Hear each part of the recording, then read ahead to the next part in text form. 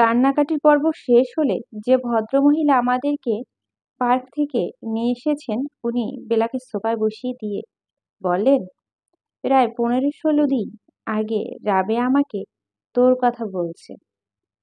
আমি তখন মাকে নিয়ে ভারতে গিয়েছিলাম মায়ের চিকিৎসা করাতে। ওখানে গিয়েছিলাম আমরা। 2 দিন হলো ভারত থেকে এসেছি। আমি পার্কে বসে তোর কথা বিশ্বাস করেছি। তারপরও আমি কিছু বলিনি, কারণ আমি তোকে শনাক্ত করতে পারতাম না। তোর ছোটবেলার জন্মের দাগ আমি খেয়াল করিনি। যে তোকে হাঁটু দেখে শনাক্ত করেছেন তিনি তোর দাদি চৌধুরিনী মেহেরুন্নেসা। আমরা তোর সম্পর্কে সবকিছু রাবেয়ার কাছ থেকে শুনেছি। তারপর পার্কে বসে আবার ঘটনা জানতে চেয়েছি, সবকিছু নিজ কানে শুনে নিশ্চিত হওয়ার জন্য। এবার বেলা ওনার কাছে জানতে চেয়েছে, আপনি কে হন আমার? আমি তোর ছোট ফুপি। আপনি তাহলে বিলকিস চৌধুরী বেনু? হ্যাঁ, বলে বেনু ফুপু মাথা নিচু করে বসে আছেন। এবার আরেকজন ভদ্রমহিলা বেলার মনোযোগ আকর্ষণ করে বলেছেন, আমি নার্গিস চৌধুরী মিনু। আমি তোর বড় ফুপু। বেলা আমাকে ওনাদের সাথে পরিচয় করে দিয়েছে। আমি সামান্য কথা বললাম, এর মধ্যেই বেনু ফুপু বলে উঠল, সে রাতের বেলাল যে তোকে চুরি করেছে সেটা আমরা জানতাম না। কে বা কারা তোকে চুরি করেছে আমরা সেটা জানতাম না। আমরা শুধু বুঝেছি যে তোকে কেউ নিয়ে গেছে। আমরা ভেবেছিলাম বাড়ির কোনো মেহমান বা কাজের লোক তোকে চুরি করেছে। বেলাল চুরি করেছে এটা জানলে তোকে আমি বের করে ফেলতে পারতাম। এবার বেনুভূপি বেলাকে জিজ্ঞেস করছে, আচ্ছা বেলাল কি তোকে আমার মেয়ে ভেবে চুরি করেছে? বেলা উত্তরে বলেছে, না, আমাকে আপনার মেয়ে মনে করে নি। কারণ আমার ডাকাত সর্দার বাবা ডায়েরিতে লেখা ছিল যে আমি বিপ্লব চৌধুরীর মেয়ে। ও আচ্ছা, 2জন পুরুষও এখানে উপস্থিত আছে। বেলার দাদি তাদের সাথে পরিচয় করিয়ে দিচ্ছেন বেলাকে। বেলার বড় ফুপা শরীফ আহমেদ এবং ছোট ফুপা জামাল উদ্দিন বেলা 2জন ফুপাকে সালাম দিয়ে কুশল বিনিময় করছেন। হঠাৎ করে কিছুটা অন্যমনস্ক হয়ে চারদিকে একবার ভালো করে তাকিয়ে বেলা ওর দাদি চৌধুরী রিনি মেহেরুন্নেসা জিজ্ঞেস করল, আমার বাবা মা কোথায় দাদি? আজ এসব কথা বাদ দে ভাই, আজ তোর সাথে দেখা হয়েছে একটু খুশি থাকি। আজ আমার যে খুব বাবা মাকে দেখতে ইচ্ছে করছে দাদি। বলো দাদি, আমার বাবা মা কোথায়? তোর বাবা মা নেই, খুব দুঃখের সাথে বললেন দাদি। বেলা সব খুশি যেন মুহূর্তেই শেষ হয়ে গেল। একটা বিদ্যুৎ শর্ট খাওয়ার মতো অবস্থা করে বেলা দাদিকে জিজ্ঞেস করছেন, আমার বাবা মা নেই মানে? হ্যাঁ, তোর বাবা মা নেই। কি হয়েছে আমার বাবা মায়ের? সে অনেক কথা দিদিভাই। চৌধুরিনী মেহেরুন্নেসা বলতে শুরু করছেন, তোকে চুরি করে নেওয়ার পর এমন কোনো এলাকা নেই যেখানে আমি তোর খোঁজ করিনি। আমাদের থানার পাশে থানার সব জায়গায় আমি তোকে খুঁজেছি। জানিস, তোর দাদা মারা গেলেও আমি দুর্বল ছিলাম না। আমার বাবার বাড়ি চৌধুরী বাড়ি, শ্বশুর বাড়ি ওই একই চৌধুরী বাড়ি ছিল। বাবার একমাত্র সন্তান ছিলাম আমি। আমার বড় চাচা আমার একজন ছেলে ছিল, সিরাজ চৌধুরী। বাবা আমাকে চাচাদের ভাই সিরাজ চৌধুরীর সাথে বিয়ে দেয়। বাবার বাড়ি এবং শ্বশুর বাড়ি একই বাড়ি হয় বেশ ক্ষমতা এবং দাপটের সাথে চলতাম আমি। যাই হোক, ক্ষমতা দিয়ে তোকে খুঁজে বের করার চেষ্টা করেছিলাম। আমাদের আত্মীয় স্বজন পাড়া প্রতিবেশী কাজের লোক সবার বাড়িতে খোঁজ করেছিলাম তোকে। গ্রাম শহর সব জায়গায় মাইকিং করেছিলাম, কিন্তু তোকে কোথাও খুঁজে না পেয়ে চরম হতাশ হয়ে পড়েছিলাম আমরা। তোর বাবা বিপ্লব চৌধুরী মানসিক ভারসাম্যহীন হলেও ঠিক বুঝতে পেরেছিল যে মেয়ে হারিয়ে গেছে। খুব কষ্ট পেয়েছিল বিপ্লব। সারাক্ষণ চুপচাপ বসে থাকতো আর চোখ থেকে ওর পানি ঝরতে থাকতো। কিন্তু এরই মধ্যে আরেক দুর্ঘটনা ঘটে যায়। তুই হারিয়ে যাওয়ার ঠিক 14 দিন পর তোর মা পালিয়ে যায়। কোথায় যায়, কার সাথে পালিয়ে গেছে তা কোনো কিছু বলে যায়নি। কেন পালিয়ে গেছে সেটাও বলে যায়নি। কিন্তু বিপ্লব যখন বুঝেছে যে বউ পালিয়েছে তখন ভীষণ কষ্ট পেয়েছে। বিপ্লব পছন্দ করে বিয়ে করেছিল তোর মাকে, কিন্তু পালিয়ে যাওয়ার পর আমরা তো মাকেও কোথায় খুঁজে পাইনি। এদিকে বাবার মৃত্যু, অন্যদিকে স্ত্রী ও মেয়ে হারানোর কষ্ট। বিপ্লব হার্ট অ্যাটাক করে সেই দিন মারা যায়। তোকে চোর নিয়ে যাওয়ার 14 দিনের মাথায় তোর বাবার মৃত্যু হয়। স্বামীর মৃত্যুর খবর তোর মায়ের কানে গিয়েছিল কিনা জানি না, কিন্তু শেষবারের মতো স্বামীর লাশটা দেখতে তোর মা আসেনি।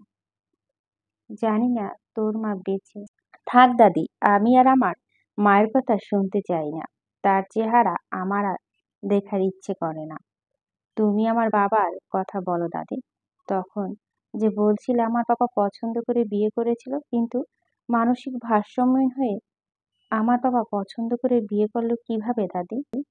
তোর বাবা বিপ্লব চৌধুরী বিয়ের পর অসুস্থ হয়েছিল। বিয়ের 3 মাস পরে গাছ থেকে পড়ে গিয়েছিল।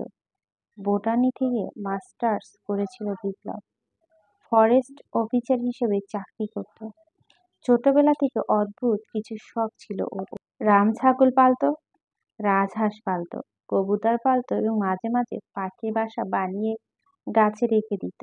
পরে আবার ক্যামেরা নিয়ে পাখি সহ সেই পাখির বাসার ছবি তুলতো। একবার তোর মায়ের জন্য লিচু পাড়তে গাছে উঠে পরে গাছ থেকে পড়ে গিয়েছিল। গাছটা পড়েছিল পাশে একটা কাঁঠাল গাছে, ঠিক গোড়ার উপরে। মাথায় প্রচন্ড আঘাত লাগে, সাথে মেরুদণ্ডে আঘাত লেগেছিল বিপ্লবের। তখনও বিয়ের বয়স মাত্র 3.5 মাস। হসপিটালে 3 মাসের চিকিৎসাধীন ছিল তোর বাবা। যখন বিপ্লব অ্যাক্সিডেন্ট করে তখন তোর মা প্রেগনেন্ট ছিল। তোর মার স্বামী এমন অসুস্থতা মেনে নিতে পারেনি। আমরা তোর জন্মের হওয়া পর্যন্ত অপেক্ষা করেছিলাম তোর মাকে। আমাদের চিন্তা ছিল বউ যেহেতু থাকতে চায় না, তাহলে আমরা তো জন্মের পর ওর অন্য কোথায় বিয়ে দিয়ে দিব, কারণ আমাদের অসুস্থ ছেলের জন্য ওর জীবন নষ্ট হোক এটা আমরা চাইনি। কিন্তু তোর জন্মের 5 দিন পর তোর দাদা মারা যায়। তোর দাদার মৃত্যু 4 দিনে মিলাদের সময় তোকে চলে নিয়ে গেল। এই দুটো দুর্ঘটনা বিপ্লব ভীষণ কষ্ট পায়। বিপ্লবের এই অবস্থা তোর মা আর কয়েকটা দিন অপেক্ষা করতে পারতো বিপ্লবকে আর কয়েকটা দিন সময় দিতে, কিন্তু তোর মা এই অবস্থার মধ্যে পালিয়ে গিয়েছিল। 1 মাসের মধ্যে এতটা শোক বিপ্লব নিতে পারেনি। বউ চলে যাওয়ার দিনে হার্ট অ্যাটাক করেছিল বিপ্লব। আমরা জানি না তোর মা এখন কোথায় আছে, কেমন আছে। ওই দিনে সেই নাইম বেলাকে কল দিয়ে যাচ্ছে। বেলা কল রিসিভ করতে নাইম জানিয়েছে যে সে আমাদের মেসের নিচে এসে দাঁড়িয়ে আছে। বেলা এর ফ্যামিলি কাছ থেকে বিদায় নিচ্ছে। আমার হাজবেন্ড এসে দাঁড়িয়ে আছে আমার মেসের সামনে। আমাকে আজ ফিরে যেতে হবে। হাজবেন্ডের কথা শুনে বেলার দাদি জিজ্ঞেস করলো, তোর বিয়ে হয়েছে? জি, আমি ম্যারিড। স্বামী কি করে তোর? কলেজের লেকচার। বাহ, চৌধুরী বংশের মেয়ে বলে কথা। ভালো লেখাপড়া করছিস, ভালো বিয়েও করেছিস তুই। বেলার দাদা। বেলার ফ্যামিলির কাছ থেকে বিদায় নিয়ে আমরা ফিরে আসছি বেলা ম্যাসের উদ্দেশ্যে। বেলা এখনো জানেনি ডাকাতরা কেন প্রায় 24.5 বছর আগে সেই রাতে ডাকাতি করতে পারেনি সেই ঘটনার কথা। ডাকাতি করতে করতে না পেরে তা প্রতিশোধ হিসাবে বেলাকে চুরি করেছিল ডাকাত সর্দার। বেলা জানতে চায় শখানে সশস্ত্র ডাকাত গিয়েও কেন পারল না ডাকাতি করতে। মেসের কাছাকাছি চলে এসেছে। বেলা আমাকে বলছে, শোন তানি, নাইম জানে তুই ছাড়া পৃথিবীতে আমার আর কেউ নেই। আমি যে ছোটবেলায় চুরি হয়ে গিয়েছিলাম এটা নাইমকে কখনো বলা হয়নি। স্বামী বেচারা জানে আমি ডাকাতের মেয়ে। আমার ফ্যামিলির কথা এই স্বামী বেটারে বলবো না, কারণ তাহলে বেচারা নাইম সে সবার সাথে পরিচয় হতে চাইবে। ডিভোর্স যেহেতু হয়েই যাবে, সেহেতু ওকে পরিচয় করানো আর দরকার নেই। কারণ ডিভোর্সের পর আমার ফ্যামিলির লোকের সাথে কখনো ওর দেখা হলে তখন নাইম লজ্জা পাবে। আমি বললাম যে স্বামী, মা তো ডিভোর্স করাতে চায় সে স্বামীর ইজ্জত নিয়ে এত চিন্তা কেন তোর? থাকলে ওনার জীবন থেকে আমি বেরিয়ে গেলে উনি ইজ্জত নিয়ে থাকুক। আমার চলে এসেছি মেসের সামনে। বেলা চিকিৎসার টাকা নাইম শেখ দেয়, কিন্তু হসপিটালে আমি সব সময় বেলাকে নিয়ে যাই। বেলার শাশুড়ি ছেলেকে বেলার সাথে আসতে দেয় না। বেলা যেহেতু ও ফ্যামিলির কথা লুকাতে চাচ্ছে, আজ সেহেতু নাইমের কাছে এতক্ষণ হসপিটালে থাকার অজুহাতই বেলাকে দিতে হবে। শেখ নাইম দাঁড়িয়ে থাকতে থাকতে একদম ঘেমে গেছে। শেখ নাইম বেলাকে বলছে, বেলা হসপিটালে গিয়েছিলে নাকি? হ্যাঁ, আমি পুরো 1 ঘন্টা ধরে দাঁড়িয়ে আছি। এসেছেন কেন আর দাঁড়িয়ে আছেন কেন আমার জন্য? তুমি কিন্তু আমাকে রাগিয়ে দিচ্ছ বেলা। যেখানে সম্পর্ক থাকবে না সেখানে এত রাগ দেখানো দরকার কি আপনার? সম্পর্ক থাকবে, সম্পর্ক না থাকার কথা আর একবারও মুখে আনবে না বেলা। ঠিক আছে, আসলে সংসার চালাতে গিয়ে তোমাকে সেরকম কিছু দিতে পারিনি। আমি একটা লাল জামদানি শাড়ি এনেছি তোমার জন্য, কাল রেডি হয়ে থাকবে। আমরা দুজনে ঘুরতে বেড়াবো। বেলা হয়তো ভাবছে শাড়ি নিয়ে কি করবে, যেখানে সম্পর্ক বন্ধনে ছিঁড়ে যাচ্ছে। বেলা চুপ করে হয়তো আরো ভাবছে যে ওর চিকিৎসার খরচ চালাতে গিয়ে নাইম শেখ ওর কিছু দিতে পারেনি। নাইম যদি সেটা আড়াল করছে, সংসারে দায় দিচ্ছে। বেচারা রাত দিন ব্যাচ করে প্রাইভেট পড়ায় বইয়ের চিকিৎসার খরচ চালানোর জন্য নাইম শাড়ির প্যাকেট বেলার সামনে ধরে রেখেছে। বেলা কোনো প্রতিক্রিয়া নেই। এবার নাইম একটা ধমক দিয়ে বলল, কি অবস্থা, নিচ্ছ না কেন এটা? ঠিক আছে, নিলাম আপনার শাড়ি। তোমার অনার্স পরীক্ষার আগে বিয়ে করলাম, পরীক্ষার পরে বিয়ে অনুষ্ঠান করার কথা ছিল। বর বউ সাজতাম আমরা দুজনে, কিন্তু দুর্ভাগ্য পরীক্ষার মধ্যে ধরা পড়লো তোমার ক্যান্সার। বউয়ের সাজেও দেখা হলো না তোমাকে। আগামীকাল আমরা দুজনে শাড়ি পাঞ্জাবি পরে ঘুরবো, ভালো করে সাজবে কিন্তু। এটা হয়তো আপনার জন্য আমার শেষ সাজ। কি বলছে এসব? এরপরে হয়তো আপনার মা নতুন বউ আনবে আপনার জন্য। সেটা কখনোই সম্ভব নয়। আপনার কথাই যেন সত্যি হয়। আজ নাইম এসেছে বেলাকে ঘুরতে নিয়ে যেতে। আমাদের রুমের জানালা দিয়ে দেখা যাচ্ছে সেই নাইম পাঞ্জাবি পরে এসেছে। বেলা লাল জামদানি শাড়ি পরে হালকা সাজুগুজু করে বের হয়ে যাচ্ছে। যাওয়ার সময় বেলা আমাকে মেসে রেডি হয়ে বসে থাকতে বলেছে। বেলা মেসে ফিরে এসে আজ আবার ওর দাদির বাসায় যাবে, শুনবে অজানা সব ঘটনা। আজ পড়াশোনা শেষ, লাঞ্চ করতে বের হয়েছে। শুয়ে আছি আমি, কারণ বেলা এসেছে। তাড়াহুড়া শুরু করবে ওর দাদি ওখানে যাওয়ার জন্য। বেলা চলে এসেছে শেখ নাইমের সাথে ঘোরাঘুরি শেষ করে। সাথে নিয়ে এসেছে বেলার পছন্দের অনেক ফুল। ওর শাশুড়ি ছিল না বলে আজ হয়তো শান্তিতে ঘুরতে পেরেছে ওরা। বেলাকে বেশ খুশি দেখাচ্ছে। আমরা রওনা হয়ে বেলার দাদির বাসার উদ্দেশ্যে। বেলাকে জিজ্ঞেস করছি, কিরে বেলা, এত খুশি কেন আজ তুই? আজ আবার অনেক ঘুরেছি, অনেক মজা করেছি বেলা, তাই বুঝি এত খুশি? আরে খুশি তো হবই। জানিস নাইম বলছে আমাদের সম্পর্ক ছিন্ন হবে না। আর কি কি বলেছে তোর শেখ নাই?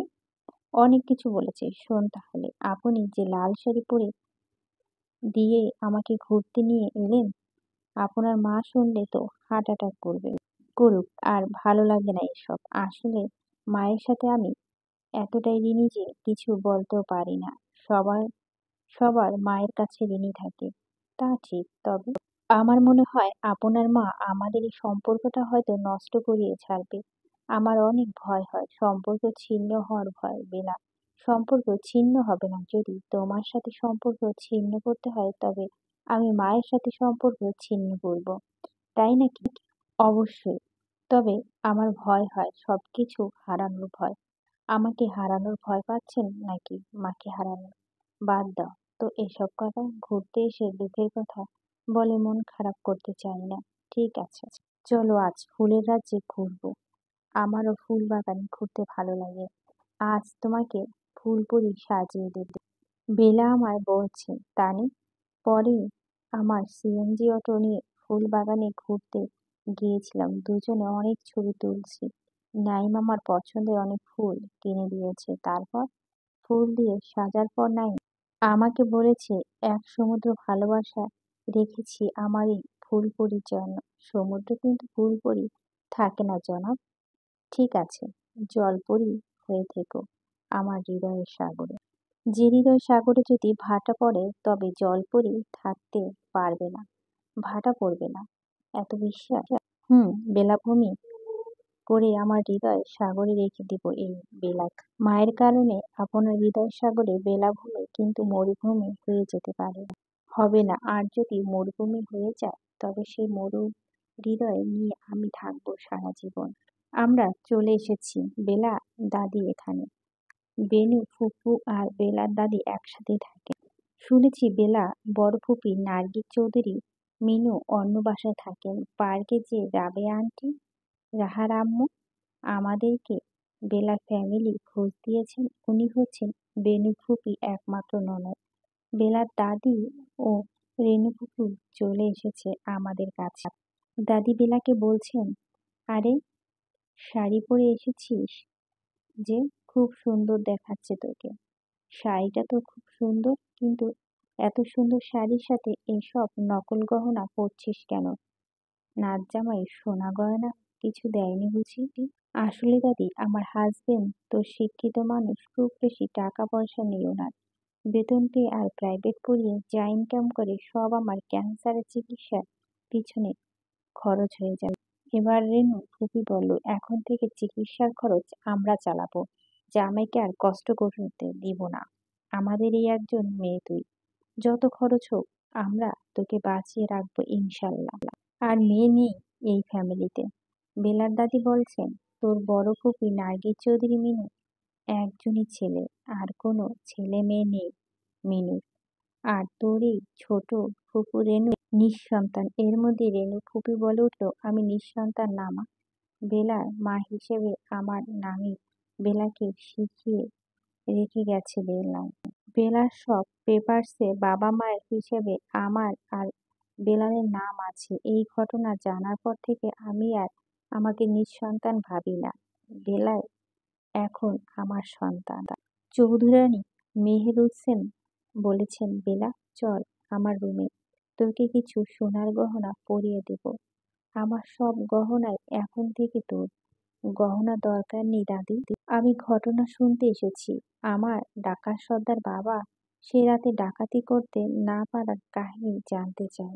আগে তোকে চৌধুরিনী সাজিয়ে দে, তারপর ঘটনা বলবো। সুন্দর শাড়ি সাথে সুন্দর গহনা পরতে হয়। কি সব শুরু করছো যে তুমি দাদি? এদিকে আমি ভাবছি আমাদের দুজনের দুই ডাকাত বাবা সোনা গয়না ডাকাতি করে এনেছিল, কিন্তু বেলার ডাকাত বাবা আর আমার বাবা মৃত্যুর পর আমার মা উম্মে হাবিবা ওইসব সোনার জিনিস বিক্রি করে আমাদের সংসার চালিয়েছেন, সেই সাথে চালিয়েছেন আমার আর বেলার লেখাপড়াও। তাই বড় হয়ে আমাদের দুজনের কোনো সোনার গহনা গায়ে জড়ানোর সৌভাগ্য হয়নি। যাই হোক, বেলার দাদি অনেক ভারী গলায় হার আর কানের দুল পরাচ্ছে বেলাকে। খুব সুন্দর লাগছে বেলাকে। বেলার হাতে চুড়ি পরিয়ে দিয়েছে দাদি। সত্যি বেলাকে আজ হয়তো রানী অথবা চৌধুরানীর মতো লাগছে। এদিকে বেনু ফুপি চলে এসেছে হাতে গহনার একটি বক্স নিয়ে। বেনু ফুপি বেলার দাদি বলছে, মা তুমি এইসব মান্দারা আমলের গহনা ওকে কেন পরিয়েছ? ওকে কি তোমার মতো আগের যুগে বানাতে চাচ্ছ নাকি? তোমার গহনা খুলে ফেলে এখন বেলাকে আমার গহনা পরিয়ে দেব? এত গহনা পরাতে হবে না। তোমরা আগে আমাকে সেই ডাকাতি রাতের ঘটনা বলো। বেলা ফুপুর দাদি পুরনো গহনা খুলে নিজের গহনা পরিয়ে দিচ্ছে বেলাকে। এত গহনা কেন দিচ্ছ? আমি মেসে থাকি, এগুলো নিয়ে কোথায় রাখবো? তুই আজ থেকে আমাদের বাসাতে থাকবি। না না, আমি মেসে থাকবো। কেন? বাসায় রেখে কেউ মেসে থাকবি? মেস থেকে ইউনিভার্সিটি কাছে। আচ্ছা, তোকে গাড়িতে করে ভার্সিটিতে পাঠিয়ে দেব। প্রতিদিন আমি এতটা জার্নি করে ভার্সিটিতে আসা যাওয়া করতে পারবো না। আগে সুস্থ হয়ে নি, তারপর একসাথে বাসা চলে আসবো। ঠিক আছে? আমি বুঝতে পেরেছি নাইমের সাথে দুলুন্নমান সম্পর্কের ব্যাপারটা ধরা পড়ে যাবে বলেই বেলা এখানেই থাকতে চাচ্ছে না। নাইমকে ছোট করতে চাচ্ছে না বেলা। বেলার দাদির দেওয়া গহনাগুলো বেনুপুকু বেলার ব্যাগে ঢুকিয়ে দিয়েছে। আর বেনুপুকুর দেওয়া গহনা বেলার গায়ে শোভা পাচ্ছে। লাল শাড়ি আর সোনার গহনা বেলাকে একদম ফুলের মতো সুন্দর দেখাচ্ছে। জুয়েলারি পরা পর্ব শেষ। বেলা বলছে, এবার তো তোমরা আমাকে বলবে সে রাতে কেন ডাকাতি করতে পারলো না, আমাকে কেন ডাকাতি করে নিয়ে গেল চূড়ান্ত প্রতিশোধ হিসেবে। বেনুপুকুর বলতে শুরু করেছে, পুরানো জমিদার বাড়ি ছিল আমাদের, আর আমাদের থাকার ঘরটা ছিল অনেক বড় দোতলা একটি ঘর। তোর দাদার মৃত্যু এবং মৃত্যুর পরবর্তীতে মিলাদ উপলক্ষে অনেক মানুষ এসেছিল আমাদের বাড়িতে। দুপুর বাড়িতে ওয়াশরুম, পুকুরঘাট সব জায়গায় অনেক মেহমান গোসল করছিল। ওয়াশরুম খালি না পেয়ে গোসলঘাটে গিয়ে দেখি মেহমানটা হাসাহাসি করে গোসল করছে। বাবার মৃত্যুর কারণে মন খারাপ ছিল আমার। ভালো লাগছিল না বাড়ির পুকুরঘাটে এমন হাসাহাসির মধ্যে গোসল করতে। আমাদের বাড়ির পিছনের বাগানের মধ্যে একটা বড় পুকুর ছিল। ওখানেও সান বাঁধানো ঘাট ছিল। সেই দিন আমি একাই গিয়ে সেই পুকুরে গোসল করি। গোসল করে কাপড় চোপড় দিয়ে পুকুরের কাছে ঝোপের ওপর শুকাতে দিয়ে চলে আসি। বিকেল থেকে মিলাদ উপলক্ষে বাড়িতে শত শত মানুষের আগমন ঘটে। সন্ধ্যার পরে হাজারো মানুষ চলে আসে। এশার আজানের আগে থেকেই হাজার মানুষের খাওয়ানো শুরু হয়। হঠাৎ করে আমার মনে পড়ে বাড়ির পাশে পিছনে বড় পুকুর পাড় থেকে কাপড় চোপড় আনা হয়নি। আমি চলে গেলাম কাপড় আনতে। বেনুপুকুকে এবার বেলা জিজ্ঞেস করে, তুমি রাতে একাই কাপড় আনতে গিয়েছো খুকি? হ্যাঁ, একাই গিয়েছিলাম। তারপর? সেখানে গিয়ে দেখি পুকুর পাড়ে বেশ কয়েকজন লোক শুকনো পাতায় স্তূপের নিচে কিছু লুকাচ্ছে। আমি পুকুরে অন্য পাড়ে থাকা ঠিক ওরা কি লুকাচ্ছে সেটা আমি বুঝতে পারিনি। ওরা নিজেরাও আমাকে দেখেনি। ওই সব জিনিস লুকিয়ে রেখে ওরা বাড়ির ভিতরে চলে আসে। এই ফাঁকে আমি ঘরে এসে একজন বিশ্বস্ত কাজের লোককে নিয়ে সেখানে চলে যাই। সেখানে গিয়ে সরিয়ে দেখি নিচে অনেক ধরনের অস্ত্র। আমি বুঝতে পারি যে ডাকাত এসেছে। সাধারণ মানুষের সাথে মিশে খাওয়া দাওয়া করতে ওরা মিলাদে ঢুকে গেছে। রাত বাড়লে ভয়াবহ ডাকাতি করবে ওরা। আমি তখন ৩ জন বিশ্বস্ত কাজের লোক নিয়ে সব অস্ত্র বস্তা ভর্তি করি। তারপর অস্ত্রের বস্তা আমাদের লাকড়ি ঘরে লাকড়ির নিচে রেখে দিই। সেই রাতে কাকপক্ষীও টের পায়নি আমাদের এই ঘটনা। আমি স্বপ্নেও ভাবিনি যে আমার প্রেমিক বেলাল এসেছিল ডাকাতি করতে। আমি ওটাও জানতাম না যে ছ্যাঁকা খেয়ে বেলাল ডাকাত দলে যোগ দিয়েছিল। যদি জানতাম বেলাল এসেছে ডাকাতি করতে আমায় নিয়ে যেতে, তবে আমি নিজেই গিয়ে বেলালের সাথে দেখা করতাম।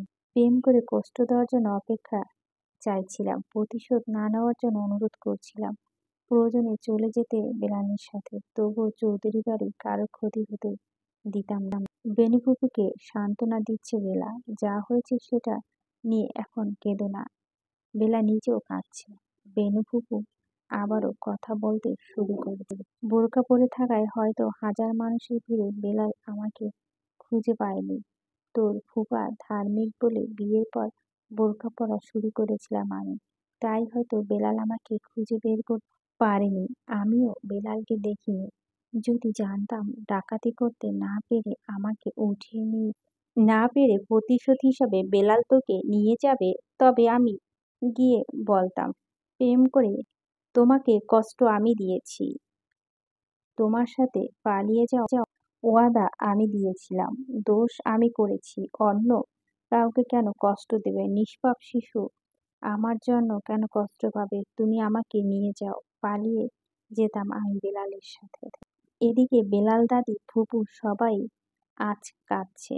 বেনু ফুপু বলছে, জানিস বেলা, আমি পালিয়ে যেতে চাইছিলাম। তোর দাদা আমাকে রুমে তালাবদ্ধ করে রেখেছিল। আমি যেতে পারিনি। আমি দোষী, পাপী আমি। কথা দিয়ে কথা রাখতে পারিনি আমি। বিপ্লব ভাইয়ের ফরেস্ট অফিসার বন্ধুর সাথে বাবা আমার বিয়ে দেয়। অথচ বেলাল তখন মাস্টার্সে ছাত্র ছিল। আমি কিছুদিন অপেক্ষা করলেই বেলালের চাকরি নিয়ে ফেলতে পারত। গরিবের ছেলের সাথে প্রেম করছি শুনে বাবা আমাকে কোনো সময় দেয়নি। তাড়াহুড়া করে বিয়ে দিয়ে দেয় আমায়। বেলা ফুপুকে সান্ত্বনা দিচ্ছে, আর কেঁদেও না ফুপু, এখন কাঁদলে কি আর লাভ হবে? বেনু ফুপু কেঁদে কেঁদে বলছে, জানিস বেলা, তোর ডাকাত বাবার বেলাল চৌধুরীর মৃত্যু হয়েছিল আমায় দেখতে গিয়ে। তুই কি বলছো এসব ফুপু? হ্যাঁ, আমি সত্যি বলছি ফুপু। আমাকে চুরি করে নেওয়ার পরে আমার ডাকাত বাবা তোমার জন্য একটি চিঠি লিখে রেখেছিল। আমি গতকাল রাতে সেই চিঠি আমার ব্যাগে ঢুকিয়ে রেখেছি। আজ তোমাকে সেই চিঠি দেব। দে চিঠি দে। না, তুমি আগে আমার ডাকাত বাবার মৃত্যুর ঘটনা বলো, তারপর তোমার চিঠি পেয়ে যাবে। ঠিক আছে। বেনু ফুপু বলছে, বেলালের বাড়ি যে বাগেরহাটে ছিল এটা আমি রিলেশনের সময় থেকেই জানতাম, কিন্তু বেলাল হয়তো জানতো না যে বিয়ের পর আমি স্বামীর সাথে কোথায় আছি। তোর ফুপা পোস্টিং ছিল বর্তমান সুন্দরবন পূর্ব বাগেরহাট বন বিভাগ এলাকায়। সেদিন আমার একমাত্র ননদ রাবেয়ার বিয়ের অনুষ্ঠান ছিল। রেনু ফুপুকে বেলা জিজ্ঞেস করছে, রাবেয়ার বিয়ে মানে? পার্কে যে রাবেয়া আন্টি আমাকে তোমার খোঁজ দিয়ে সেই আন্টির বিয়ে ছিল। হ্যাঁ, ওই রাবেয়া বিয়ে ছিল। তারপর? রেনু ফুপু বলছে, আমরা বাগেরহাট যে বাসায় থাকতাম সেখান থেকে বোন রাবেয়ার বিয়ের আয়োজন করেছিল তোর ফুপা। খুব ধুমধাম করে বিয়ে আয়োজন করা হয়েছিল। সন্ধ্যার পরে বরযাত্রী আসে। বরযাত্রী রাতে থেকে শেষ রাতে বউ নিয়ে রওনা দেওয়ার কথা ছিল। বিয়ে উপলক্ষে সবাই খুব মজা করছিল, কিন্তু রাতে সে বিয়ে বাড়িতে ডাকাত আসে। ভয় আতঙ্কে আমরা জড়পদার্থ হয়ে গিয়েছিলাম। ডাকাত বাড়িতে ঢুকেই শুনি আমি ড্রয়িং রুমের দরজা আড়ালে লুকিয়েছিলাম, যেন ডাকাতরা ঢোকার সময় দরজা আড়াল থেকে আমাকে না দেখে। ডাকাতরা তো আমাকে না দেখেই ঘরে ঢুকে যায়। ডাকাতি করতে থাকে ডাকাতরা। ড্রয়িং রুমে দরজা আড়াল থেকে আমি আর বের হইনি। ভেবেছিলাম ঢোকার সময় যেহেতু আমায় দেখেনি, তাই বের হওয়ার সময় হয়তো আমাকে দেখবে না। কিন্তু ডাকাতরা যখন ডাকাতি করে ঘর থেকে বের হয়ে যাচ্ছিল, তখন বুঝতে পারি যে দরজার আড়ালে কেউ একজন আছে। ডাকাতদের সবার সামনে ছিল বেলাল। ডাকাত বেলাল যখন দরজা সরিয়ে দেয় তখন আমাকে দেখতে পায়। পেছনে থাকা ডাকাতদের ভিতর থেকে দুজন চলে আসে আমার গহনা খুলে নেবেন। বেলার ইশারা ওদের সবাইকে চলে যেতে বলে। হাতের অস্ত্র ফেলে দিয়েছিল বেলাল। অস্ত্র ফেলে এক হাত দিয়ে আমার মাথা নিচে, অন্য হাতে আমার থুতনি উপরে মতো করে জিজ্ঞেস করে, বেনু তুমি তুমি এখানে? বেলালকে এভাবে ডাকাত হিসেবে দেখে ওর কোনো প্রশ্নের উত্তর আমি দিতে পারিনি। বেলাল আর কোনো কথা বলতে পারেনি। ওর চোখ থেকে শুধু পানি ঝরছিল। বেলালের করা ইশারার সাথে ডাকাতরা ততক্ষণে অনেক দূর চলে গিয়েছিল। আমি খুব কাঁদছিলাম। বেলাল এক দৃষ্টিতে তাকিয়েছিল আমার চোখে, কোনো কথাই যে আর বলতে পারেনি। একজন ডাকাত এভাবে আমাকে দুহাত ধরে রেখেছিল দেখে তো ফুপা দৌড়ে আসে। বেলাল তখনও দুহাত আমার ধরে এমনভাবে তাকিয়েছিল যেন মনে হচ্ছিল ও কোনো হুঁশ নেই। বেলালের ফেলে দেওয়া অস্ত্র দিয়ে তোর ফুপা ওকে পিছন থেকে এলোপাথাড়ি কুপিয়ে হত্যা করে। আমাকে দেখতে দেখতে আমার চোখের সামনে মৃত্যু হয় বেলালের। ওকে বাঁচানোর চেষ্টা করার সুযোগ পাইনি আমি। তোর ফুপার হাত ধরে আমি বাধা দেওয়ার আগে বেলালের মৃত্যুর কোলে ঢলে পড়ে। কি দুর্ভাগ্য আমার! নিজের স্বামীর হাতে প্রেমিকের মৃত্যু দেখতে হয়েছে। ডাকাত বাবার মৃত্যুর ঘটনা শুনে বেলা কাঁদছে। শিশির মতো কেঁদে যাচ্ছে আজ বেলা। বেনু ফুপু আবারও বলছেন, সেই দিনও আমি জানতাম না যে তুই বেলালের ঘরে থাকিস। বেলালও কিচ্ছু বলে যেতে পারেনি সেই দিন আমায়। বেলার ৩ বছর বয়সে মৃত্যু হয়েছিল তার ডাকাত বাবার বেলাল চৌধুরী। বেলাকে চুরি করে আনার পরই বেলাল এক চিঠি লিখে রেখেছিল বেনুর জন্য। হয়তো বেলা জানতো ডাকাতি করতে গিয়ে যে কোনো সময় অনাকাঙ্ক্ষিত মৃত্যু হতে পারে তার। তাই ভবিষ্যতের কথা ভেবে বেলাকে চুরি করে আনার পর হয়তো সে চিঠি লিখে রেখেছিল বেনুর জন্য। বেলা সে চিঠি আজ পৌঁছে দিচ্ছে তার বেনু ফুপুকে। প্রিয়সী আমার, সত্যি তোমায় অনেক ভালোবেসেছিলাম বেনু। আমার এই নিঃসঙ্গ জীবনে তুমি এসেছিলে বাঁচার আশা হয়ে। স্বপ্ন দেখেছিলাম ভালোবেসে ঘর বানাবো তোমায় নিয়ে। এই ভালোবাসায় আর ছিল না কোনো ছলনা। তবু কেন অপূর্ণ হলো এই ভালোবাসা জানি না। অপূর্ণ থেকে গেল আমার এই জীবন। আমি গিয়েছিলাম আমার প্রিয়সীকে ফিরিয়ে আনতে হাজার মানুষের ভিড়ে সে রাতে। আমি খুঁজে পাইনি তোমায়। দেখাও হয়নি তোমার সাথে। এ জন্মে যেন তোমায় ভুলতে না হয়। তাই সেই দিন চুরি করেছি এই শিশুকন্যাকে। যদি কখনো আমার অনাকাঙ্ক্ষিত মৃত্যু হয়, তবে আমার বেলা পৌঁছে যাবে চৌধুরী বাড়িতে, পৌঁছে যাবে তোমার কাছে। আমার মেয়ে বেলাকে তুমি যত্নে রেখো। তুমিও নিজের মতো করে ভালো থেকো। তোমার সাথে আর কখনো দেখা হবে কিনা জানি না, তবে জীবনের শেষ মুহূর্তে একবার, শুধু একবার তোমার দু চোখ ভরে দেখার প্রতীক্ষা থাকবে আমার। তুমি ক্ষমা করে দিও তোমার এই চির প্রতীক্ষিত প্রেমিককে। বেলাল চৌধুরী। আজ ভীষণ খারাপ লাগছে বেলা। থাকবে না আজ সেই দাদি ফুপির বাসায়। বেলা এখনই ফিরে আসতে চায় মেসে। বেলা দাদি চৌধুরী মেহেরুন্নেছা আজ মেয়ে রেনুর কান্না থামাতে পারছে না, আর নাতি বেলার কান্না থামাতে পারছে না। দাদি মেহেরুন্নেছা বেলাকে বলছে, ফুপা কেন আমার ডাকাত বাবাকে মেরে ফেললো?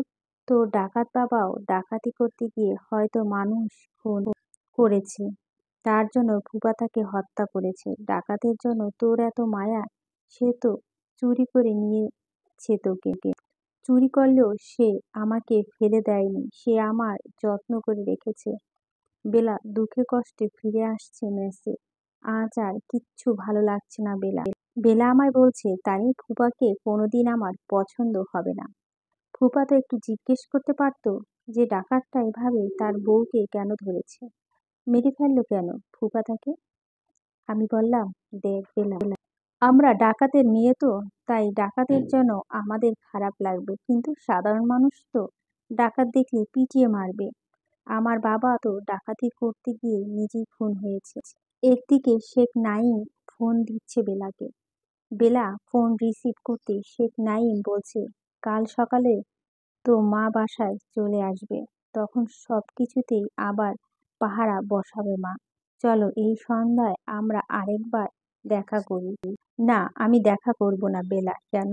নাই, আমার মন খারাপ। কেন মন খারাপ? কেন, কি হয়েছে? সরি, মন খারাপ না, শরীর খারাপ আমার। কি তুমি কিন্তু কিচ্ছু লুকাচ্ছ বেলা? এই যে তোমার গলার আওয়াজ ভারী শোনাচ্ছে। আমি তো প্রথমে ভেবেছিলাম তুমি ঘুম থেকে উঠছো। কি হয়েছে তোমার বেলা? বেলা হয়তো ভাবছে কি বলবে। বেলা মনে মনে মিথ্যা বলে রেডি করেছে। একটু ভেবে বেলা বলল, সারাদিন আপনার সাথে ঘুরে বেশ ভালো লাগছিল। এখন ভাবছি যদি আমাদের সম্পর্ক না থাকে তবে এত কষ্ট হবে। এইসব ভেবে মন খারাপ আমার। যন্ত্রণার কথা মনে করা এক ধরনের যন্ত্রণা। এসব আর কখনোই ভাববে না তুমি। এখন চলো আমার কাজ, আবার দেখা করি।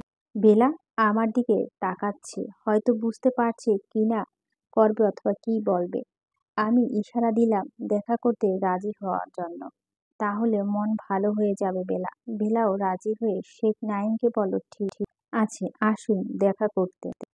1 মাস পরের ঘটনা। বেলা শরীর ধীরে ধীরে সুস্থ হচ্ছে। আগে বেলাকে নিয়ে আমি হসপিটালে দৌড়াদৌড়ি করতাম। নাঈম শেখ শুধু টাকা দিতেন। নাঈমের মা ছেলেকে কখনো বেলার সাথে যেতে দিতেন না। এই 1 মাস রেনু ফুপু নিজেই বেলাকে চিকিৎসা দিতে নিয়ে গেছেন।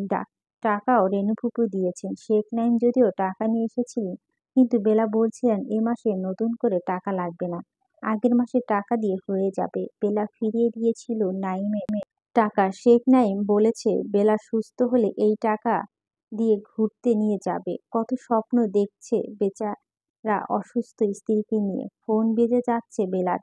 কে এভাবে কল দিচ্ছে কে জানে। বেলা শোয়া থেকে উঠে মোবাইল দেখছে। বেলা, আমায় ডেকে বলো তানি, আমার শাশুড়ি কল দিয়েছে। ভয় লাগে রে? না, জানি কি বলে। বেলা ফোন রিসিভ করেছে শাশুড়ির। বেলা সালাম দিল। তুমি কি মেসে আছো বেলা? শাশুড়ি, জি মেসে আছি মা। মেসেই থাকো, আমি এখনই আসছি তোমার রুমে। ওকে। শাশুড়ি আসবে শুনে বেলা মন খুব খারাপ হয়ে গেল। শাশুড়ি তো ভালো কিছু বলতে আসে না, আজ আবার হয়তো নতুন কোনো ইস্যু নিয়ে আসবে। বেলা কিছু খাবার রেডি করে রাখছে শাশুড়ির জন্য। টেনশনে বারবার পানি খাচ্ছে বেলা। বেলার শাশুড়ি চলে এসেছে। বেলার সালাম দিয়ে জানতে চাচ্ছে, কেমন আছেন মা? কেমন থাকবো আবার? কি করছো আমার ছেলেকে? মানে বুঝতে পারলাম না। বুঝতে পারবে কিভাবে তোমাকে ডিভোর্স দিতে চাচ্ছে না কেন? নাই, ডিভোর্স মনে হচ্ছে যেন আকাশ থেকে পড়ছো। না মানে কোনো মানে টানে নেই। সত্য ছিল কাবিনের টাকার বিনিময়ে চিকিৎসা হবে। কাবিনের টাকা দেওয়া হয়ে গেলে ডিভোর্স হবে। টাকা দেওয়া শেষ, এখন ডিভোর্স হবে। আপনার ছেলে তো বলছে ডিভোর্স হবে না। আমার ছেলেকে কি দেখিয়ে রেখেছো যে তোমাকে ডিভোর্স দিতে চাচ্ছে না? এই যে ডিভোর্স পেপার নিয়ে এসেছি, আমার ছেলেকে একটু পরে পাঠিয়ে দেব। টাকা যেহেতু আমাদের কাছ থেকে নিয়েছো, তাই আমার ছেলেকে ডিভোর্স রাজি করানোর দায়িত্ব তোমার। আমার ছেলে আসলে ওকে বুঝিয়ে শুনিয়ে রাজি করিয়ে ডিভোর্স পেপার সাইন নিয়ে নেবে। আর তুমিও সাইন করে কাল সকালের মধ্যে আমাকে দিয়ে আসবে। আগামীকাল নাইমের বিয়ে। নাইমের বিয়ে? হ্যাঁ, নাইমের বিয়ে। আমার বান্ধবীর মেয়ে লিসা নাইমকে পছন্দ করত, কিন্তু নাইম ওকে পছন্দ করেনি বলে ছেলে বউ করতে পারেনি। এবার ওকে বউ করে আনবো। কিন্তু নাইম কি রাজি হবে? নাইম রাজি হলে বিয়ে হবে, রাজি না হলে বিয়ে হবে না। লিসা পুরোপুরি রাজি। ও বিয়ের পরে নাইম ঠিক করে নেবে। তোমার কাজ হচ্ছে ডিভোর্স পেপারে সাইনের ব্যবস্থা করে আমার কাছে পৌঁছে দেওয়া। আর শোনো, তুমি ডিভোর্স দিলে নাইম বিয়ে করাবো, না দিলে নাইমকে আগামীকালে বিয়ে করাবো। লিসা এসে ঘাট ধাক্কা দিয়ে তোমাকে নাইমের জীবন থেকে বের করে দেবে। আমি আজই চলে যাচ্ছি, আগামীকাল সকালে ডিভোর্স পেপারে পৌঁছে দেবে কিন্তু। আর আমি যে তোমাকে ডিভোর্সে বাধ্য করছি সেটা নাইমকে না বললেও চলবে। নিজ দায়িত্বে আমার কাজ ছেড়ে দিবে, কথাটা মনে থাকে যেন। বেলার শাশুড়ি চলে গেছে। আজ বেলা কাঁদছে আর কাঁদছে। আগামীকাল নাকি নাইমের বিয়ে। এদিকে নিজে অসুস্থ, অন্যদিকে স্বামীর বিয়ে। এত কষ্ট কেন এলো বেলার জীবনে? আজ বেলার কষ্টের সাগর যেন মহাসাগর হয়ে যেতে যাচ্ছে। বেলা ভাবছে পৃথিবীর সব কষ্ট কি শুরু আমারই জন্য? এ কষ্ট থেকে কি মুক্তি নেই? কেন সুখ এলো এলো আমার জীবনে? এ জীবন কেন শুধু যন্ত্রণা দিল? কেন স্বপ্নগুলো শুধু হয়েই রয়ে গেল? কেন সব প্রতীক্ষা হলো না অবসান? শেখ নাইম চলে এসেছে। আজ আমিও যাচ্ছি বেলার সাথে। প্রয়োজনে আমিও কথা বলবো। আজ শেখ নাইমের সাথে বেলার কথা শুরু করেছে। আগামীকাল নাকি বিয়ে করছেন। কে বলেছে এসব মিথ্যে কথা? আপনার মা বলে গেছে। আমি এখনই মায়ের সাথে কথা বলে শোনাচ্ছি তোমাকে। শেখ নাইম মাকে কল দিয়ে লাউড স্পিকারে দিয়েছে। মা রিসিভ করে হ্যালো বলতে নাইম জিজ্ঞাসা করলো, মা তুমি নাকি বেলাকে বলছো সে যে আগামীকাল আমার বিয়ে? আমাকে তো বলছো আগামীকাল পাত্রীপক্ষ আমাকে দেখতে আসবে। এমনিতে বলছি রে বাবা, আগামীকাল তো তোকে শুধু দেখতে আসবে। ঠিক আছে মা, রাখি এখন। নাইম নাইম বেলাকে বলছে, শুনলে তো মায়ের কথা। আসলে মা আমাকে না জানিয়ে পাত্রীপক্ষকে দেখতে আসতে ডেট দিয়ে ফেলেছে। এখন মা আর না বলতে পারবে না। তাই আমি ভাবছি ওরা আসুক, আসলে সব বুঝিয়ে বলবো। কিন্তু আপন মা ডিভোর্স পেপার দিয়ে গিয়েছে, আমাদের দুজনকে সাইন করে আগামীকাল সকালে ওনার কাছে পৌঁছে দিতে বলেছে। কখনোই আমাদের ডিভোর্স হবে না। আমি চাই না। মা কিভাবে ডিভোর্স দিবে? মায়ের জন্য আমি তোমাকে হারাতে পারবো না। আমার মনে হচ্ছে কোথাও ভুল হচ্ছে। আপনার মা আপনাকে হয়তো সত্যি বিয়ে করাবে। কখনোই পারবে না। পাখি লিসা আগে থেকেই আপনাকে পছন্দ করত। আমি যে তোমাকে নিয়ে সংসার করতে চাই এটা ওকে আগামীকাল বুঝে বলতে হবে। এত কথা ফোনে বলা যাবে না। আগামীকাল সামনাসামনি পাখিকে সব বলবো। তুমি কোনো টেনশন করো না। আমার অনেক ভয় হচ্ছে। আমারও মাকে নিয়ে ভয় হয়। তোমার চিকিৎসার খরচ যদি না লাগতো তবে আমি তোমাকে নিয়ে অনেক দূর হারিয়ে যেতাম। কিন্তু চিকিৎসার খরচ লাগছে বলে চাকরি প্রাইভেট ছেড়ে দূরে চলে যেতে পারছি না। নতুন জায়গায় গিয়ে এত টাকা আমি কোথায় পাবো? আচ্ছা, আপনি আমাকে চিকিৎসার খরচ বাবদ কত টাকা দিয়েছেন? বউকে টাকা দিলে স্বামী কি তার হিসাব রাখে নাকি? আপনার কাছে টাকার হিসাব নেই? না, শেখ নাইম চলে গেছে। বেলা থরথর করে কাঁপছে। বেলা আমাকে বলছে, তানি তাড়াতাড়ি রেডি হয়ে নে, এক্ষুনি বাইরে যাবে। আমি বললাম, কেন, কি করবি বাইরে গিয়ে? গেলেই তো দেখবি। আজ বেলা আমাকে নিয়ে জুয়েলার্সে হেঁটে ওর দাদি ফুপি সেই দিনে দেওয়া সেই গহনা বিক্রি করবে। গহনা বিক্রি করে শেখ নাইমের মায়ের টাকা পরিশোধ করতে চায় বেলা। নাইমের মাকে বেলা যে খুব ভয় পায় হয়তো নাইমকে বিয়ে করিয়ে দেবে। যদি টাকাগুলো পরিশোধ করা হয় তবে হয়তো স্বামীর বিয়ে বন্ধ করা যাবে। বেঁচে থাকলে সংসার করা যাবে স্বামীর সাথে। তাই দাদি ফুপির দেওয়া গহনা বিক্রি করে টাকার ব্যবস্থা করতে যাচ্ছে বেলা। কিছু গহনা বিক্রি করে বেলা কিছু টাকার ব্যবস্থা করেছে। রাত 10টা বেজে গেছে। এখন আর কোথায় জুয়েলার্স খোলা। আগামীকাল সকালে বাহিরে গহনা বিক্রি করে আরো টাকা সংগ্রহ করে তারপর বেলা যেতে হবে দস্যি শাশুড়ির সামনে। হেঁটে হেঁটে এই জুয়েলার্স থেকে সেই জুয়েলার্স ঘুরে বেলা একদম অসুস্থ হয়ে গেছে। এবারে পড়ে গিয়েছিল মার্কেটের মধ্যে। শাশুড়ি আর নাইম সন্ধ্যা থেকে বেশ কয়েকবার কল দিয়েছে বেলাকে। মার্কেটে মার্কেটে দৌড়াতে গিয়ে বেলা কারো কলই রিসিভ করেনি। শাশুড়ির কল রিসিভ করতে চায় না বেলা। নিশ্চয় শাশুড়ি জিজ্ঞেস করে ডিভোর্স পেপারে সাইন করে রেখেছো কিনা সেই খবর। এখন বাসায় এসে নিস্তেজ শরীর শুয়ে পড়েছে বেলা। আজ আর কারো সাথে কথা বলছে না, কিছু খাচ্ছেও না বেলা। পরদিন সকাল হতেই বেলা আবার গহনা বিক্রি করতে বেরিয়েছে। শুক্রবার হওয়ায় আজ মার্কেটই বন্ধ। আমি বেলাকে বললাম, তোর বেনু ফুপির কাছে থেকে টাকা চেয়ে আন, তাহলে তোর এত কষ্ট করতে হবে না। উত্তরে বেলা আমায় বলে, দেখ তানি, বেনু ফুপুর কাছে এই ঘটনা বলে টাকা চাইতে গেলে নাইম আর আমার শাশুড়ি ছোট হয়ে যাবে। ফুপু তো আর আমার আপন মা হয় না। নিজের মা হলে না হয় গিয়ে টাকা চাইতাম, সবকিছু খুলে বলতাম মায়ের কাছে। আজ নিজের মাকে খুব খুঁজে পেতে ইচ্ছে করছে রে। আজ বুঝতে পেরেছি মায়ের জন্য যে কতটা প্রতীক্ষায় আছে এখনো আমার। ঘুরে ঘুরে এই মার্কেটে সেই মার্কেটে গিয়ে দেরি হয়ে যাচ্ছে বেলা।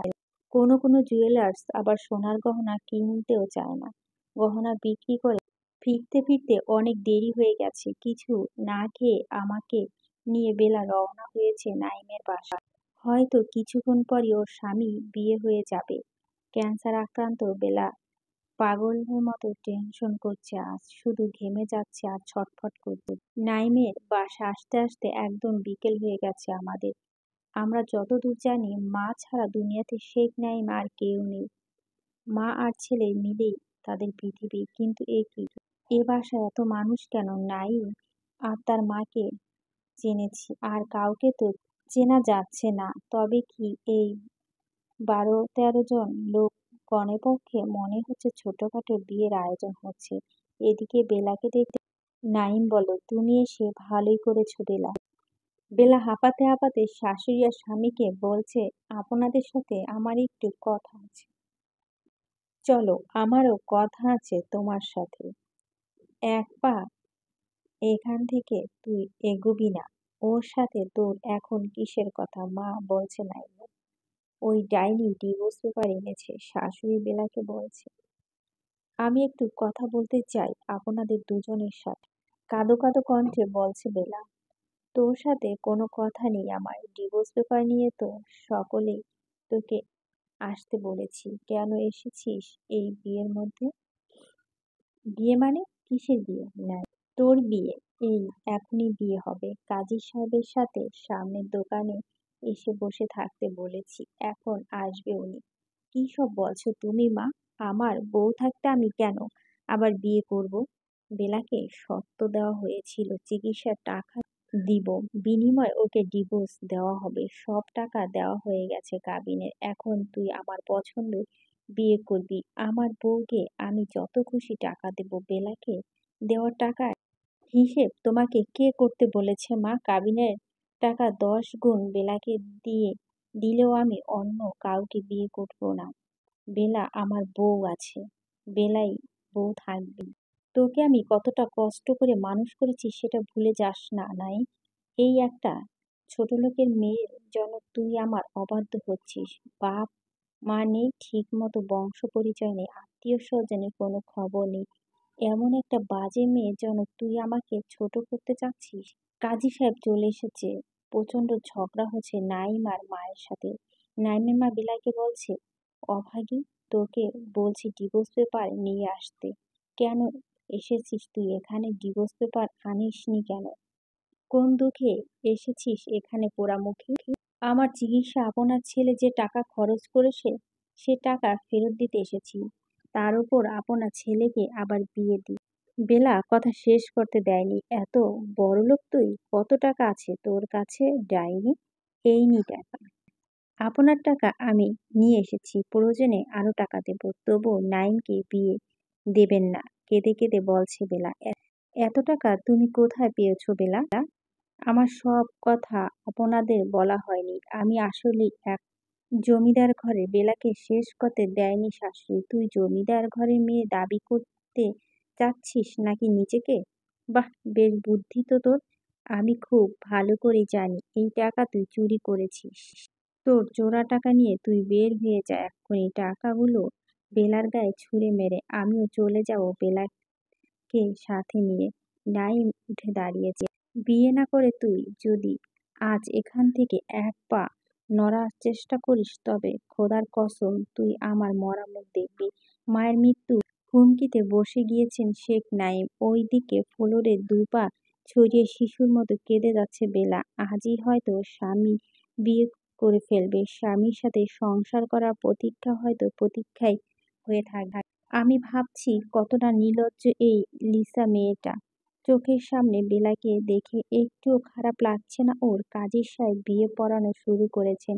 নাইম চোখ থেকে পানি ঝরছে। বেলার কান্না আওয়াজ বাড়ছে। বেলার কান্না বাড়ন্ত আওয়াজ শুনে ওর শাশুড়ি চোখ রক্তচক্ষু নিয়ে উঠে দাঁড়ালো। কেঁদে কেঁদে আমার ছেলে বিয়েতে অলক্ষ্মী লাগাতে চাচ্ছিস তুই ডাইনি? আজ তোর মা বেঁচে থাকলে জিজ্ঞেস করতাম কেমন মেয়ে জন্ম দিয়েছে বলে বেলা দিকে তেড়ে আসতে নিয়েছে শাশুড়ি। ওইদিকে কাজী সাহেব হয়তো কবুল বলতে বললেন, কিন্তু তার আগে হয়তো হয়ে গেল এক দুর্ঘটনা। বেলা লুটিয়ে পড়ছে ফ্লোরে। শাশুড়ি বেলাকে মারার জন্য তেড়ে আসা শাশুড়ির পায়ে উপড়ে ঢলে পড়ছে বেলা। বিয়ে না করতে নাইম ছুটে এসে বেলার কাছে। নাইম বলছে, বেলা বেলা কি হয়েছে বেলা?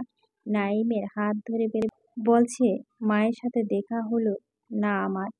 যদি আমার মাকে খুঁজে পাও যায় তবে তাকে বলে দিও আমি তার প্রতীক্ষায় চেয়েছি। জ্ঞান হারিয়েছে বেলা। বেলাকে নিয়ে যাওয়া হচ্ছে হসপিটালে। আমি ফোন দিয়ে ওর রেনু ফুপিকে ঘটনা জানিয়েছি। হসপিটালে আসতে বলছিল রেনু ফুপিকে। নাইম বেলাকে কোলে নিয়ে বসে আছে। নাইমের চোখে পানি গড়িয়ে বেলার গায়ে পড়ছে। বেলার শাশুড়ি, নাইমের বউ লিসা, লিসার মা সহ আরো কয়েকজন বেলার সাথে যাচ্ছে আজ হসপিটালে। হসপিটালে গেটে এসে দেখি চৌধুরী মেহেরুন্নেছা এবং রেনু ফুপি দাঁড়িয়ে আছে। বেলাকে নিয়ে শেখ নাইম নামছে গাড়ি থেকে। বেলার দিকে এক নজর তাকিয়ে রেনু ফুপি চলে গেছে নাইমের মায়ের কাছে। নাইমের মাকে রেনু ফুপি জিজ্ঞেস করেছেন, আপনি আপনি কোথা থেকে এলেন? বেলা তো আপনাকে খুঁজছিল। কোথায় খুঁজে পেয়েছে বেলা আপনাকে? কি বলছো এসব রেনু? বেলা আবার আমাকে খুঁজতে যাবে কেন? নাইমের মা, বেলার সাথে পরিচয় হয়নি আপনার রেনু? পরিচয় হবে না কেন? বেলা তো আমার ছেলে বউ। আমার ছেলে নাইম বউ হচ্ছে বেলা। বেলা আপনার ছেলে বউ হবে কিভাবে? আপনার কি পরে আবার ছেলে হয়েছে নাকি? আর নাইম আপনার বোনের ছেলে না? বেনু, হ্যাঁ, নাইম আমার বোনের ছেলে। আর এই নাইমের বউ হচ্ছে বেলা। এই ডাইনি মেয়েটা কোনোভাবেই আমার ছেলে জীবন থেকে সরে যেতে। আহারে হতভাগী, তুই ডাইনি বলছিস কাকে? তোর নিজের অসুস্থ মেয়েকে তুই ডাইনি বলছিস? চৌধুরী মেহের উঠছে। কি বলছেন মা? আমি তো কিছুই বুঝতে পারছি না। আমার নিজের মেয়ে মানে?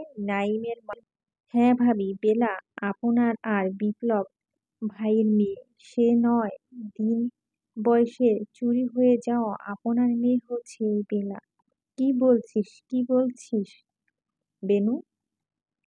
কাঁদতে কাঁদতে দৌড়ে গিয়ে বেলার সালোয়ার উঠে হাঁটু দেখলো নাইমের মা। বেলাকে লিফটে ঢুকানো হচ্ছিল উপরে নেওয়ার জন্য, কিন্তু হাঁটুতে বেলার জন্মদাগ দেখে হসপিটালে ফ্লোরে বসে কাঁদছে নাইমের মা। বেলা যে তার হারিয়ে যাওয়া মেয়ে।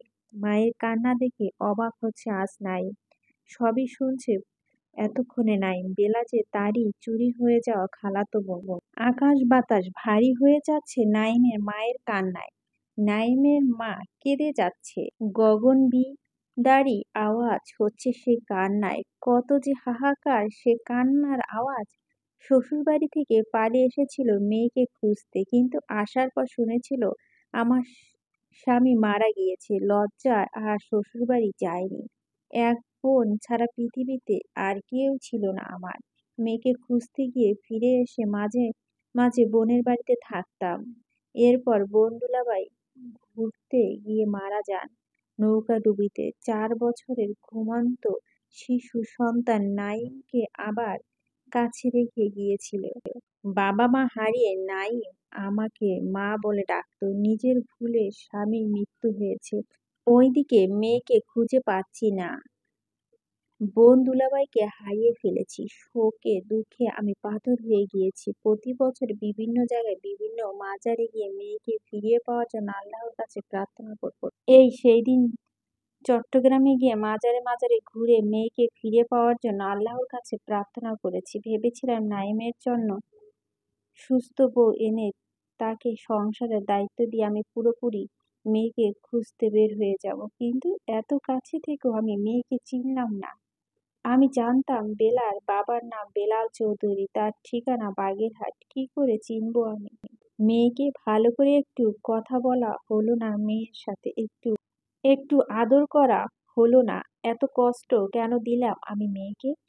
কত অত্যাচার করছি আমি মেয়েকে। প্রতিটা দিন, প্রতিটা ক্ষণ, প্রতিটা মুহূর্তে আমার প্রতীক্ষা ছিল মেয়েকে ফিরে পাবা। কেন এমন করে পাওয়া হলো? নাইমের মাকে চৌধুরী বলছেন, তুই আমার ছেলেকে খেয়েছিস, আজ আবার আমার নাতিকে খেতে বসেছিস। নির্বংশ করতে চেয়েছিস নাকি তুই আমাকে? এদিকে শেখ নাইমকে কোথাও দেখা যাচ্ছে না। কোথাও গেল নাইম? নাইমের হবু বউ লিসা, মেয়েটাও তো এখানেই আছে, কিন্তু নাইম কোথায় গিয়েছে? নাইমের মা কেঁদে যাচ্ছে, হে আল্লাহ, তুমি আমার জীবনের বিনিময় হলো বেলাকে ফিরিয়ে দাও। বেনুপুপু নিজের জীবনের বিনিময়ে বেলাকে ফেরত চাইছেন আজ আল্লাহর কাছে। আমি ভাবছি ক্যান্সার থেকে ধীরে ধীরে সুস্থ হয়ে যাচ্ছিল বেলা। সুস্থ হয়ে নাইমের সাথে সংসার করার প্রতীক্ষায় ছিল বেলা। মাকে মা বলে ডাকার প্রতীক্ষায় ছিল বেলা, কিন্তু শাশুড়ি হিসেবে তো ঠিকই মা ডেকেছিল বেলা। বেলা ও চৌধুরিনী হসপিটাল থেকে ফিরিয়ে নিতে হবে, কিন্তু শেখ নাইম কোথায় আছে? নাইমকে এখনো খুঁজে পাওয়া যাচ্ছে না কেন? বেলার মৃত্যুর খবর শুনে চৌধুরী শেষ নিঃশ্বাস করেছেন। বেলার মৃত্যু কিন্তু ক্যান্সারে হয়নি, বেলার মৃত্যু হয়েছে হার্ট অ্যাটাকে। ক্যান্সার আক্রান্ত অসুস্থ বেলার চোখের সামনে স্বামীর বিয়ের আয়োজন সহ্য করতে না পেরে তখনই হার্ট অ্যাটাক করেছিল। একজন অপরিচিত লোক এসে নাইমের মাকে একটা চিরকুট দিয়েছে। মাগো, খালা হয়ে তুমি আমায় সন্তানের মতো লালন পালন করেছো। আমার অনেক ঋণ ছিল তোমার কাছে। ঋণের কারণে আমি কখনো তোমার অবাধ্য হতে পারিনি। স্ত্রীর জীবনে নিয়ে আজ তোমার ঋণ পরিশোধ করতে হলো আমায়। স্ত্রী হারানোর যন্ত্রণা আমায় যে তোমার বিরুদ্ধে অপরাধী করে তুললো, তাই আজ আমি হারিয়ে গেলাম। তুমি আমায় ফিরে পাবার প্রতীক্ষায় থেকো। আজ থেকে তোমার জীবনে নতুন প্রতীক্ষা শুরু হলো। ইতি তোমার পুত্র নাই। কখনো কখনো ভুল প্রতীক্ষা জীবন অপূর্ণ হয়, আবার কখনো জীবনের ভুল প্রতীক্ষা অপূর্ণ থেকে যায়। সব প্রতীক্ষা হয় না অবসান, কিছু কিছু প্রতীক্ষা জীবনে কেবল প্রতীক্ষা হয়ে যায়। সমাপ্ত। গল্পটি ভালো লাগলে অবশ্যই লাইক শেয়ার করবেন। আপনার গঠনমূলক মন্তব্য অবশ্যই কমেন্ট বক্সে লিখবেন। আজকের মতো এখানেই শেষ করছি। দেখা হবে নতুন কোনো গল্পের সাথে। সেই পর্যন্ত সবাই খুব ভালো থাকবেন, সুস্থ থাকবেন, নিরাপদ থাকবেন।